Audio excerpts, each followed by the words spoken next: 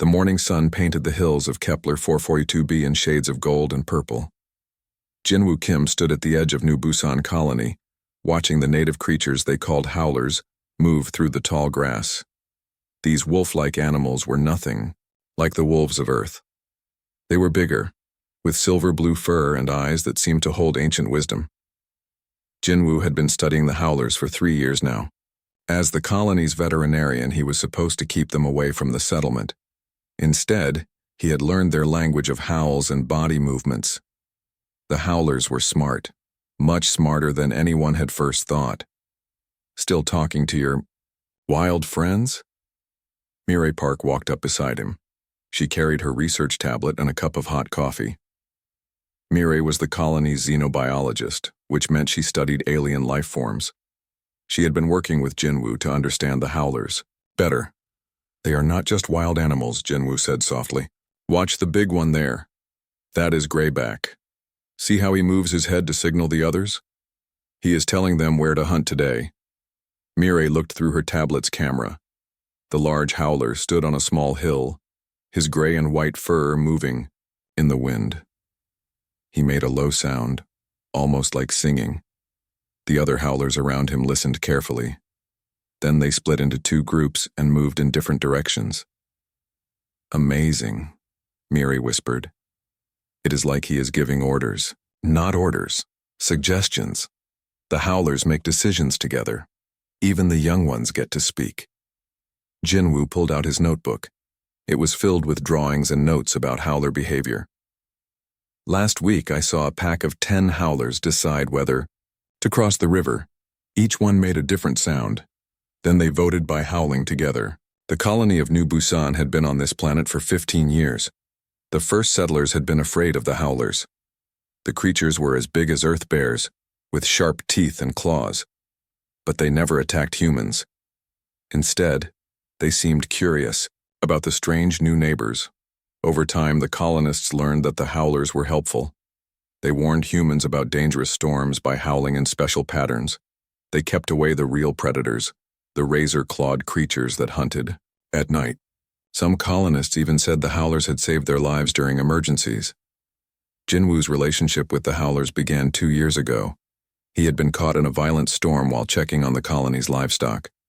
The wind was so strong he could not see 5 steps ahead.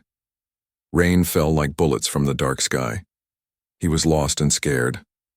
Then he heard the howling. Not the warning howl, but something different. Something that sounded like a call for help. Jinwoo followed the sound and found a young howler trapped under a fallen tree. The creature was hurt and frightened. Without thinking, Jinwoo ran to help. He used his medical tools to treat the howler's injured leg. The young creature looked at him with intelligent eyes, as if it understood that Jinwoo was trying to help. While Jinwoo worked, adult howlers appeared from the storm. He thought they might attack him for touching their young. Instead, they formed a circle around him, protecting him from the wind and rain. They stayed until the storm passed, and Jinwoo could safely return to the colony. The young howler he had helped was Greyback's son. From that day, Greyback treated Jinwoo like a member of his pack. The big howler would visit the colony's edge almost every morning, bringing news from the wild in his own way. "Good morning, old friend," Jinwoo called out to Greyback. The howler's ears perked up. He made a soft sound, almost like a purr. Jinwoo had learned that this sound meant happiness or greeting.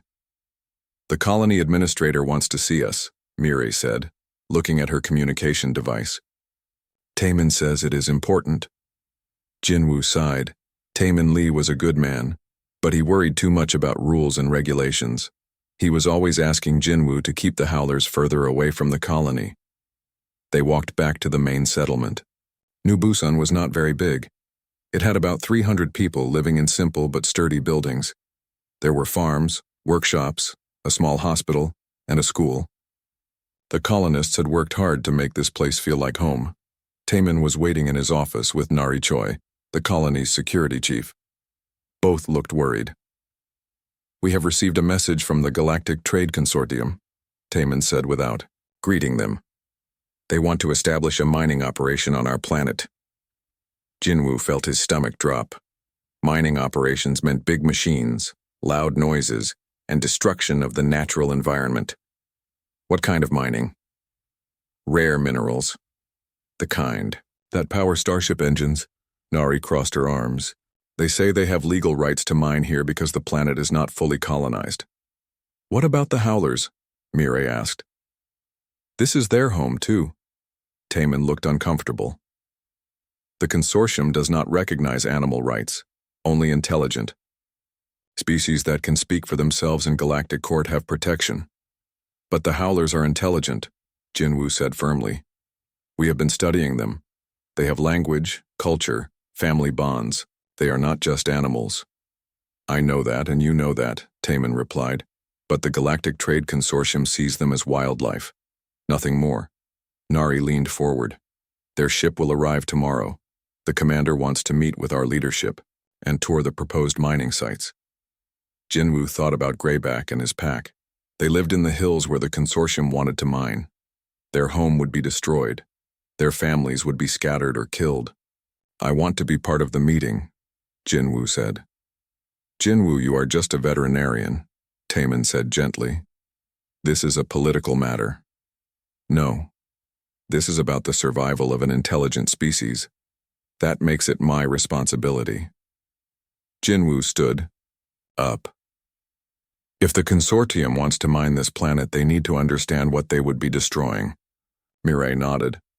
I have 3 years of research data on Howler intelligence. They deserve to see it. Through the office window, they could see Greyback still standing on his hill. He was looking toward the colony, as if he knew something important was about to happen. The next day would bring changes that none of them could imagine. But for now, Jinwoo just wanted to spend a few more peaceful moments with his friend from the wild. That evening, he sat on the grass near the colony's edge. Greyback approached slowly, as he always did. The big Howler lay down beside Jinwoo, close enough to touch but respecting the human space. They watched the sunset together, 2 different species sharing the same beautiful world. Neither knew it might be one of their last peaceful evenings together. The Galactic Trade Consortium ship landed like a metal mountain falling from the sky. Its engines made the ground shake and scared away all the birds. Jinwoo watched from the colony's observation tower as strange beings walked down the ship's ramp. The aliens looked like giant insects walking on 2 legs. They had hard shells that shined like black metal in the sunlight. Their heads were long and narrow, with big compound eyes that saw in all directions. 4 thin arms moved constantly as they talked to each other in clicking sounds. Those are the Vectar, Mirai said, reading from her tablet. They are known across the galaxy as traders and miners, not exactly known for caring about local wildlife. The leader of the group was bigger than the others. His shell had gold markings that showed his high rank. He walked with the confidence of someone used to getting his way. Taman and Nari went out to meet the aliens. Jinwoo and Mirai followed, carrying tablets full of research data about the Howlers. They hoped the aliens would listen to reason. I am Commander Thykes of the Galactic Trade Consortium, the leader said through a translation device. His voice sounded like rocks grinding together. You are the humans who control this settlement. We are the elected representatives of New Busan Colony, Taman replied carefully. Welcome to our world. Your world? Commander Thykes tilted his insect head. This world belongs to no one. It is free for development by any galactic citizen. We have legal rights to mine here. This planet has been our home for 15 years. Nari said firmly. We have built a life here. We have rights too. You have the right to continue your small settlement, Thykes agreed. But you cannot stop legitimate business operations. We will begin surveying the mineral-rich areas tomorrow. Jinwoo stepped forward. Commander, before you begin, you should know that this planet has intelligent native life. The creatures we call Howlers are not just animals. They have complex social structures, language, and culture. They deserve protection under galactic law. One of the younger Vectar soldiers made a sound like laughter. Intelligent? They are just big wild dogs. I have seen the reports. No, you are wrong, Mirai said, holding up her tablet. We have years of research proving their intelligence. They can solve problems, communicate complex ideas, and even make art. Commander Thykes looked at the data for exactly 10 seconds. I see. Simple animal behavior, nothing more. Only species that can represent themselves in galactic court have protection rights. These creatures cannot even speak a real language. They do speak, Jinwoo said desperately. They have over 50 different sounds with specific meanings. They tell stories through howling songs. They mourn their dead and celebrate new births. Primitive noises, the young soldier said. His name marker showed he was called Scout Zelak. Animals make noise, that does not make them people.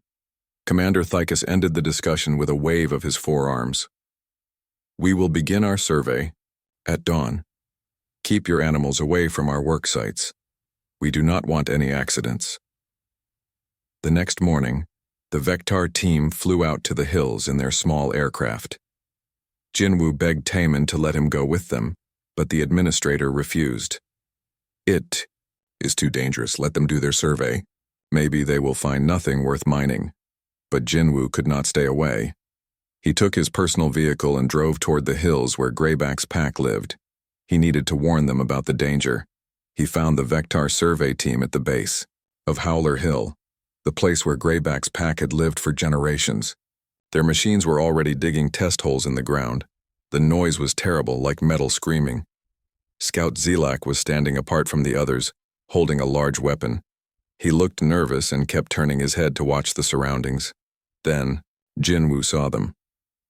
Greyback and 5 other howlers were approaching the survey site. They moved slowly and carefully, the way they always did when meeting something new. Their body language showed curiosity, not aggression. Greyback was in front, as always. His silver-blue fur caught the morning light. He made a soft, questioning sound, the same noise he used when he wanted to understand something new. Commander, Scout Zelak shouted in panic. The beasts are attacking. They are not attacking, Jinwoo yelled, running toward the group. They are just curious. Do not harm them. But Scout Zelak was too scared to listen. The howlers were much bigger than him, and their teeth looked dangerous.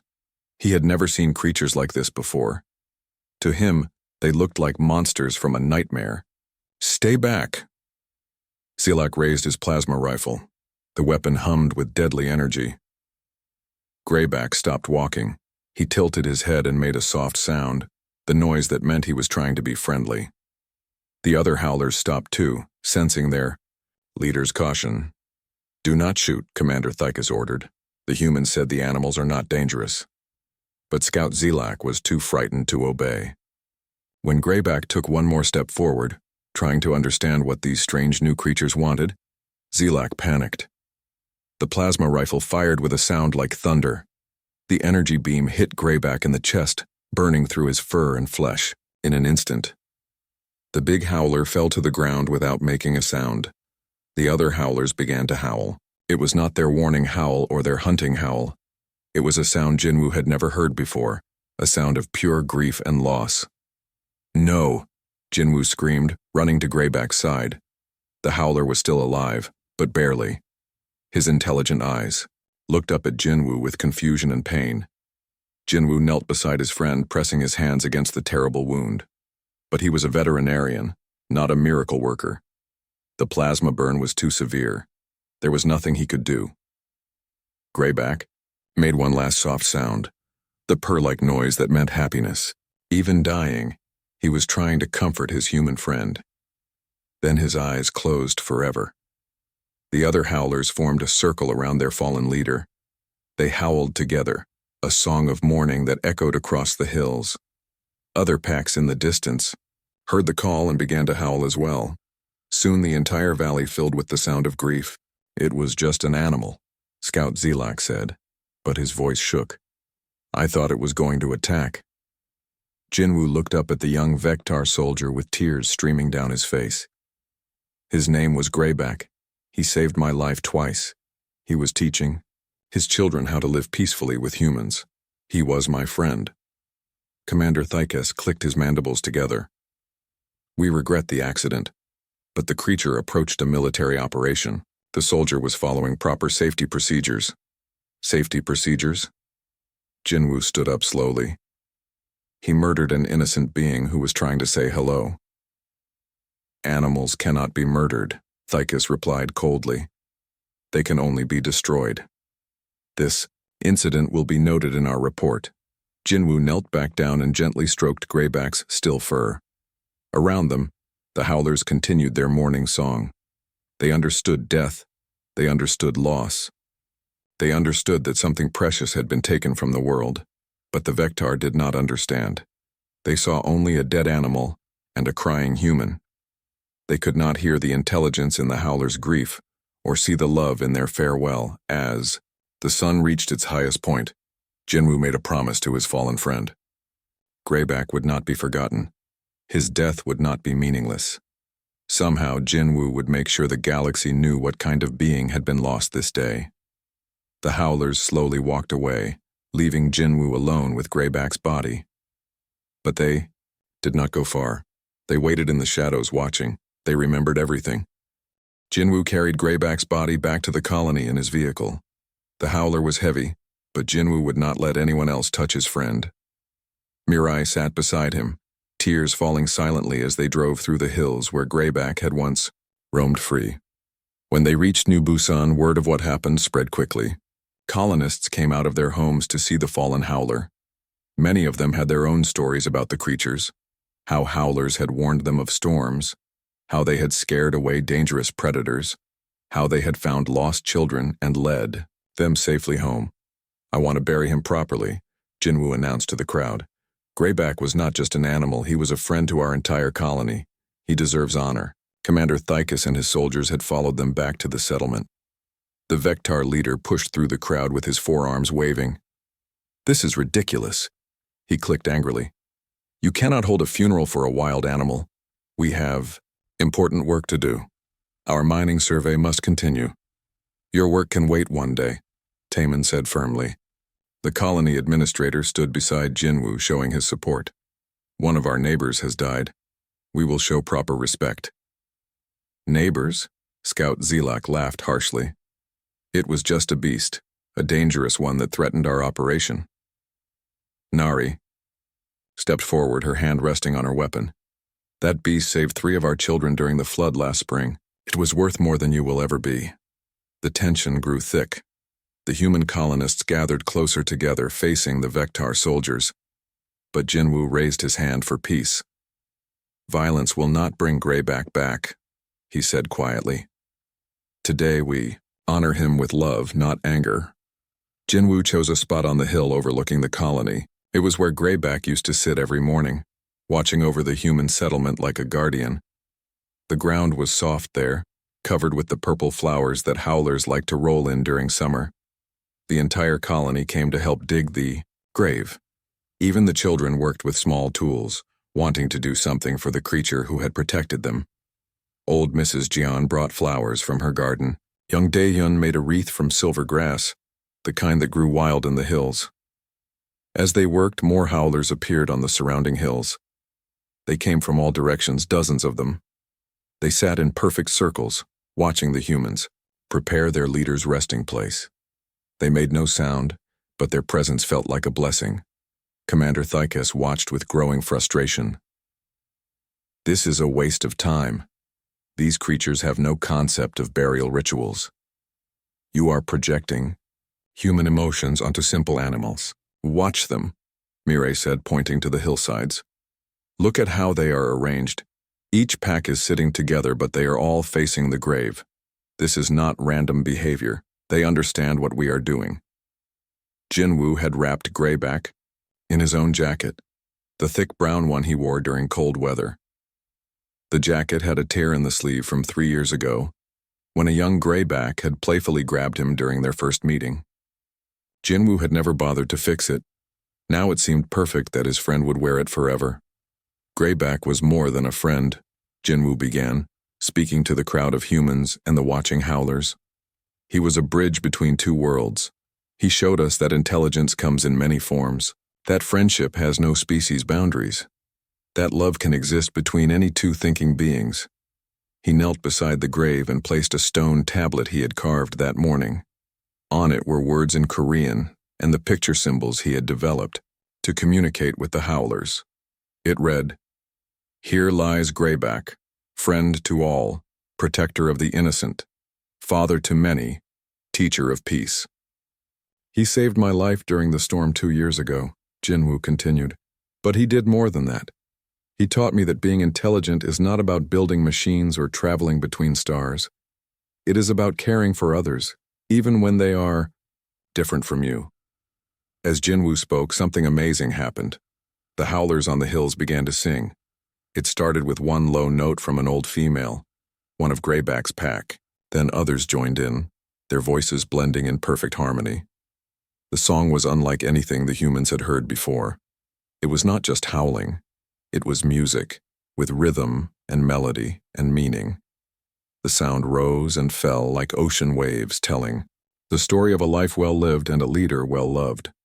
Even the Vectar soldiers stopped talking.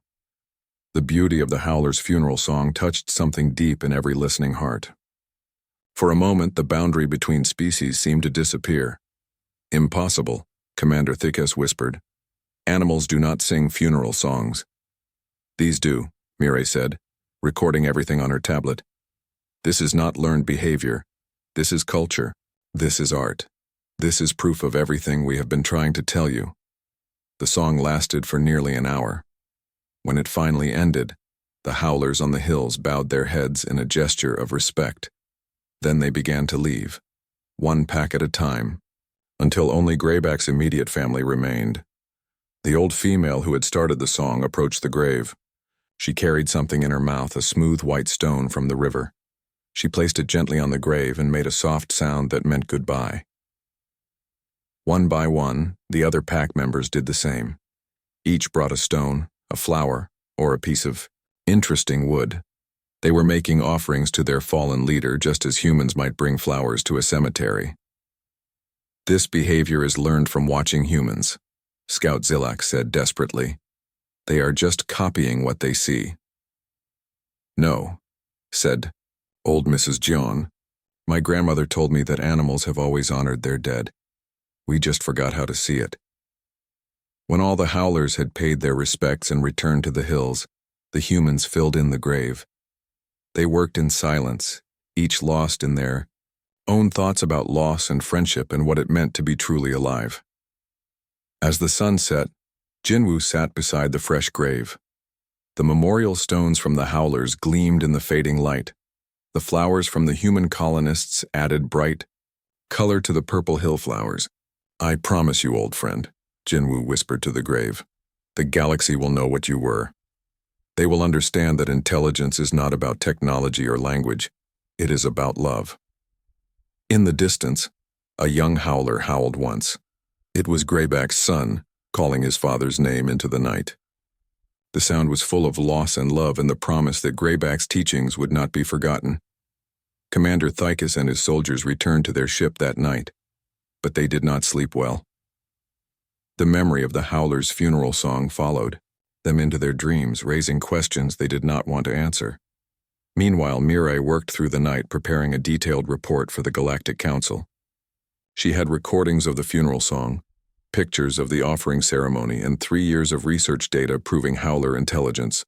But Jinwoo had other plans forming in his mind, plans that would ensure Greyback's killer faced justice, even if the galaxy did not recognize howler rights. Some debts could only be paid in blood. The grave marker caught the starlight, its message clear to anyone who could read it. Here lies a being who understood that love transcends all boundaries. His death would not be meaningless if it opened other eyes to the truth. 3 days passed after Greyback's funeral. The Vectar continued their mining surveys, but something had changed. The other howler packs had moved away from the hills, disappearing into the deep forests. The morning songs that usually filled the air were silent. Even the birds seemed to avoid the areas where the aliens worked. Jinwoo spent most of his time at Greyback's grave, sitting quietly among the memorial stones. He barely ate or spoke.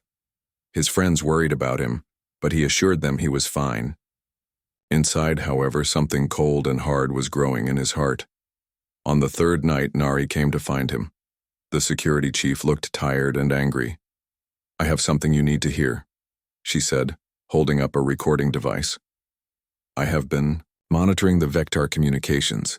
Scout Zelak has been bragging about killing Greyback. She played the recording. Scout Zelak's voice came through the translator, full of cruel laughter. You should have seen the humans cry over that dead beast, he said to his fellow soldiers. They acted like I had killed their own child.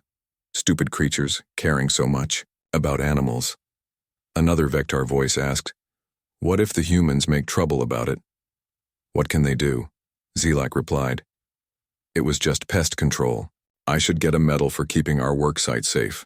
Tomorrow I will clear out more of them if they come back. Maybe then these soft humans will learn to stay out of our way. The recording ended. Jinwoo sat in complete silence for a long moment. Then he looked up at Nari with eyes that seemed to burn in the darkness. He called it pest control, Jinwoo said quietly. He wants to kill more of them. I know, Nari replied. I have sent this to the Galactic Council, but they move slowly. It could be months before they make any decision. Greyback's pack does not have months. Jinwoo stood up slowly.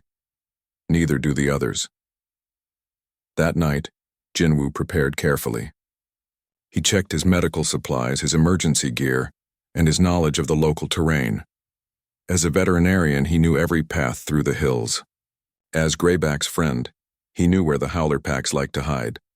But most importantly, as a human being, he knew that some crimes demanded immediate justice. The next morning, Scout Zelak went out alone to check equipment at a remote survey site. He was confident and careless, seeing the quiet hills as proof that the local animals had learned to fear him. He did not notice the howlers moving through the trees around him. He did not see them taking positions on the hills above. He had no idea that they were following orders from a new pack leader, a human who understood their language of revenge. Jinwoo appeared on the path ahead of him like a ghost rising from the ground.